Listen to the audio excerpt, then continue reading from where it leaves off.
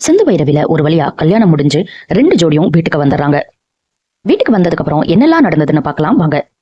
சிந்துவை அரிசியை தட்டி விட்டுட்டு சிவாவோட சேர்ந்து உள்ள வர சொல்றாங்க அன்னபூரணி. மறுபடியும் சிவாவை திரும்பி பாக்குறாங்க சிந்து. அதுக்கப்புறம் ஒரு வழியா தட்டி விட்டுட்டு உள்ள வந்துடுறாங்க. சிந்துவை கூட்டிட்டு உள்ள போப்பா அப்படின்னு அன்னபூரணி சொல்ல ஒரு முறைச்சிட்டு சிவா சிந்துவை கூப்பிடாமையே விறுவிறுன்னு தனியா உள்ள நடந்து போயிடுறாரு. இங்க பைரவி நடந்து போனாங்க, இங்க சிவா நடந்து போயிட்டாரு. இந்த 4 பேர்ல என்னமோ சந்தோஷமா இருக்கிறது சிந்து மட்டும்தான்.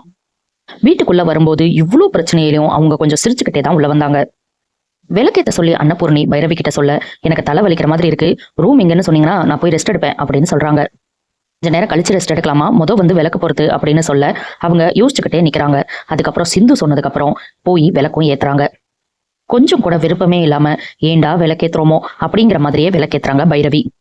சிந்துவை அதுக்கப்புறம் விளக்கேத்த சொல்றாங்க அன்னபூர்ணி. சிந்து என்ன பண்ணுவாங்க, சிவாவையே திரும்பி திரும்பி பாக்குறாங்க. விளக்கேத்த போறாங்க. கரெக்டா அந்த டைம்ல மகா நிறுத்தடி அப்படின்ட்டு உள்ள வந்துடுறாங்க. தாலி கட்டிட்டா நீ மருமக ஆயிருவியா? எனக்கு நீ எல்லாம் மருமகளே கிடையாது.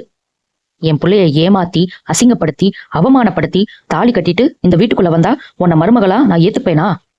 எனக்கு எப்பவுமே ஸ்னேகாதான் மருமக. பண்ண ஃப்ராடுத்தனத்தை எல்லாத்தையும் வெளியே கொண்டு வந்து என் பையன் கட்டின தாலியா அறுத்தெறிஞ்சு இந்த வீட்டை விட்டு உன்னை வெளியே அனுப்பாம நான் விட மாட்டேன். இது நான் கும்பிடுற பொன்னியம்மா மேல சத்தியம் அப்படின்னு சொல்லிட்டு அந்த இடத்த விட்டு விறுவிறுன்னு கிளம்பிடுறாங்க. அவங்க அம்மா பேசின எல்லாத்தையும் ஒரு வார்த்தை கூட பேசாம சிவா பார்த்துட்டே தான் இருந்தாரு. நமக்காக பேச ஒரு ஜீவனாவது இருக்கே அப்படின்னு நினைச்சாரோ என்னமோ. அன்னபூர்ணி நீ விளக்கு பொருத்துமா அப்படின்னு சொல்லிட்டு மறுபடியும் விளக்கு பொருத்த சொல்றாங்க. சிவா மலைக்கோயில வச்சு கட்டின தாலி இன்னும் உன் கழுத்துலதான் இருக்கு, அதை கலட்டிட சொல்லி ஐயர் சொன்னாரு, நீயே கலட்டிருமா அப்படின்னு சொல்றாங்க. நிஜமாவே கட்டின தாலிய எடுக்க சொல்றாங்கிற மாதிரியே சிந்து பயங்கரமா ரியாக்ஷன் கொடுக்குறாங்க. இவங்க பண்றதெல்லாம் பார்த்து சிவா பயங்கரமாவே கடுப்பாகிறாரு. நான் கட்டின தாலின்னு சொல்றாங்க, நான் எங்க தாலி கட்டினேன்னு நினைச்சாரோ என்னமோ. சிந்து ரொம்பவே ஃபீல் பண்ணிட்டு சின்ன குழந்தையில நடந்ததெல்லாம் நினைச்சு பார்த்துட்டு அதுக்கப்புறம் ஒரு வழியா தாலிய கலட்டிடுறாங்க. சிவாவோட அப்பா தனியா நின்று ஏதோ யோசிச்சுட்டு இருக்கிறத பார்த்து அன்னபூர்ணி போய் என்னன்னு கேக்குறாங்க.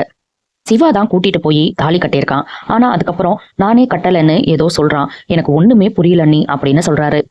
நடந்தது நடந்துருச்சு, இதுக்கு மேல நம்ம எதுவுமே யோசிச்சுட்டு இருக்க வேணாம். நான் சிந்துவை மருமகளா ஏத்துக்கிட்டேன், மகா ஏத்துக்க கொஞ்சம் டைம் ஆகும். இன்னைக்கு சாந்தி முகூர்த்தத்துக்கு ரொம்ப நல்ல நாள்னு ஐயர் சொல்லியிருக்காரு, இன்னைக்கே ஏற்பாடு பண்ணிடலான்னு சொல்றாங்க. இப்படி ஒரு கல்யாணத்தை பண்ணி வச்சுட்டு எப்படி இதெல்லாம் பேசுறாங்கன்னு தான் தெரியல. ஆறுமுகம் தனியா நின்னு எதையோ யோசிச்சுட்டு இருக்காரு. அன்னபூர்ணி உடனே போய் ஆறுமுகத்துக்கிட்ட பேசுறாங்க. இங்க பாரியா, சிந்து தான் மனைவியா வருவான்னு நீ ரொம்ப கனவோட இருந்திருப்ப.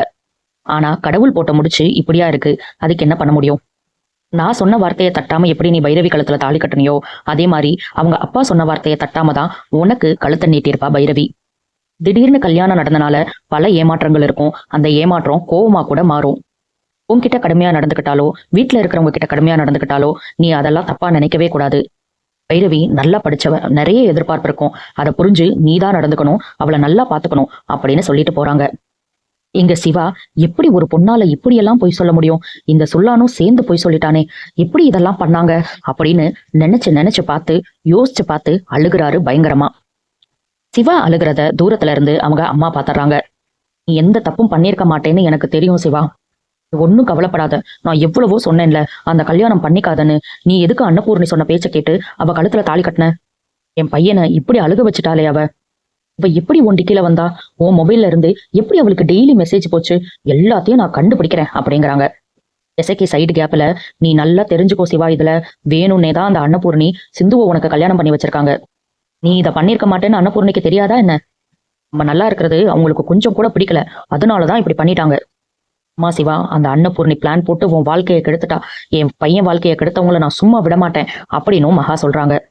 சிவா மூஞ்சில இவங்கெல்லாம் பேசுறத கேட்டு கோவம் வருதுங்கிறது நல்லா தெரியுது, ஆனா அதை அவரு வெளிப்படுத்தவே இல்லை.